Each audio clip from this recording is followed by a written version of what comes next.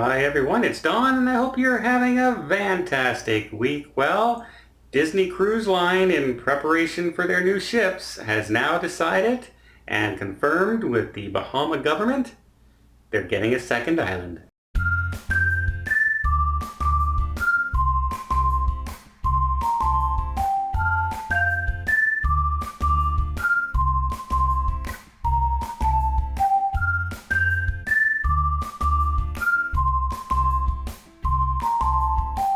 That's right. Right now, Disney Cruise Line has Castaway Cay, and it is voted as one of the #1 islands by cruise critics and tourists year after year after year.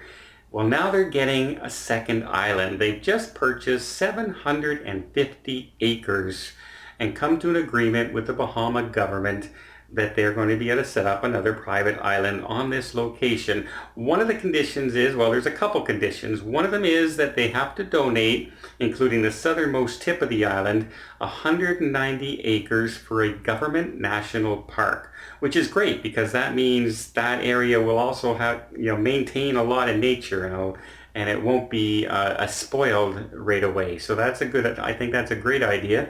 Number two is they promise to increase the amount of cruise ship stops by 30 to 40%. Now, a lot of you may say 30%. How are they only have, 4 ships. How are they going to increase does that mean they're going to cut all the other destinations out? You have to remember though, by 2023, we're 2019 now, which means only in the next 3 years, Disney is going to go from 4 ships to 7 ships. She's going to nearly double her fleet. So they're looking for locations to go, and what better place to go than sending your cruise passengers to your own private island where you make all the money, not the other destinations.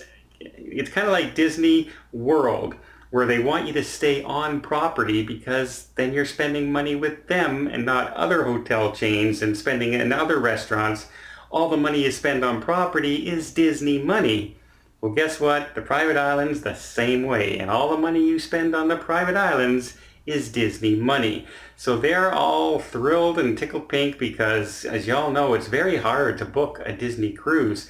They quite often only have 4 days, 5 days, 3 days, 7 days. It's very hard to get a longer cruise with a Disney cruise unless you do back-to-backs and combine them. So and they're always full, and they're very pricey compared to other cruise lines, but they offer so much on there. Everyone loves Disney still. And if you have a family, going on a Disney cruise is kind of like on a bucket list for everybody. As much as you have kids clubs and slides and everything on other cruise lines, it's not quite the same as going on a Disney cruise with the Fab Five and all the Marvel characters and Star Wars characters nowadays. So that's great news for anyone who's looking to go to a private island, because they do a beautiful job with their theming on the island. It's just not a bunch of trees and things like that. You're going to come across characters. You're going to come across theming on the area, like from Huey, Dewey, and Louie on their adventures, and Scrooge McDuck or Goofy. You're going to have all these different things from the shows that are there, just like on Castaway Cay. So I think it's a good idea. I think it's much anticipated. An extra island out there where you know where you're going, and people love private islands, and Disney's has one of the best ones around ever. So great news. I love the park idea where they're putting aside a good chunk of the land that they have purchased. It just seems like a really good plan for Disney Cruise Line. Well, I hope you liked this update. If you did, please give it a thumbs up. If you want to see more tips, more tricks, more travel vlogs from around the world, hit that subscribe button. Until next time, have yourself a safe and a great vacation.